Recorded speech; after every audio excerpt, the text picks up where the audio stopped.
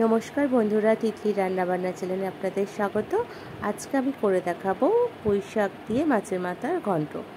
এর জন্য আমি এখানে কুমড়ো আর আলু কেটে রেখেছি, পুঁই শাকটাও কেটে আমি ভালো করে ধুয়ে রেখেছি, আর নিয়ে নিয়েছি একটা বড় কাতলা মাছের মাথা। এর মধ্যে আমি নুন হলুদ ভালো করে মাখিয়ে নেব।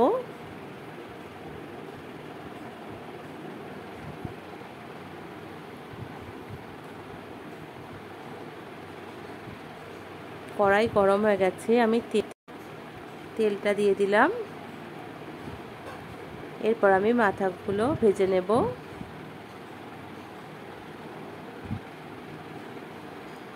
ভালো করে এক পিঠ ভাজা হয়ে গেছে, আমি উল্টে দিলাম একটু, এপিঠ ওপিঠ ভালো করে ভেজে নিলাম। এবার তুলে নেব। ওই তেলের মধ্যে আমি তেজপাতা, শুকনো লঙ্কা আর 5 ফোড়ন দিয়ে দিলাম। এরপর আমি এর মধ্যে পেঁয়াজ দিয়ে ভালো করে পেঁয়াজটা লাল লাল করে ভেজে নেব। এরপর কেটে রাখা কুমড়ো আর আলুটা দিয়ে দিলাম, দিয়ে ভালো করে ভাজবো।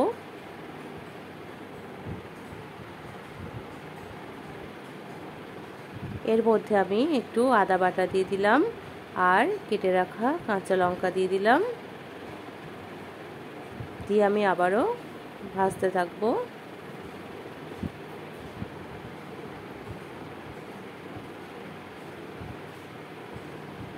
এর মধ্যে আমি এবার কেটে রাখা পুঁই শাক দিয়ে দিলাম, দিয়ে আবারও আমি এটা নাড়াচাড়া করে ঢাকা দেব। কিছুক্ষণ পর ঢাকা খুলে আবারও আমি এটা কষাতে থাকবো।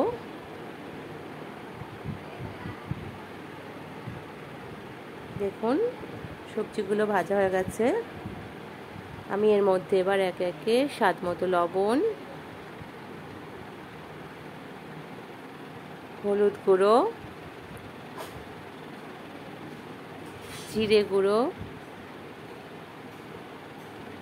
ধনে গুঁড়ো, স্বাদ মতো চিনি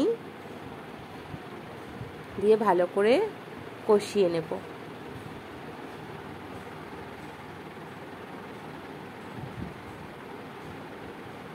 ভালো করে কষানো হয়ে গেছে, এবার আমি মাছের মাথাটা দিয়ে দিলাম, দিয়ে আমি আবারও ভালো করে কষাতে থাকবো।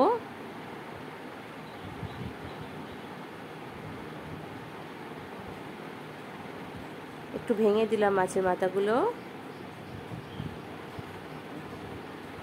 এরপর আমি এর মধ্যে জল দিয়ে দিলাম, জল দিয়ে ঢাকা দিয়ে দেব।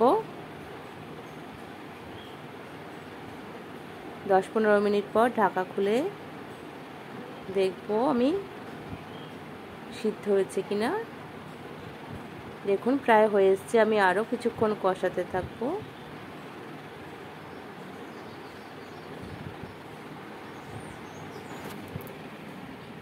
ভালো করে নাড়াচাড়া করে একটু মাখা মাখা করে নেব, নিয়ে আমি এবার নামিয়ে নেব। দেখুন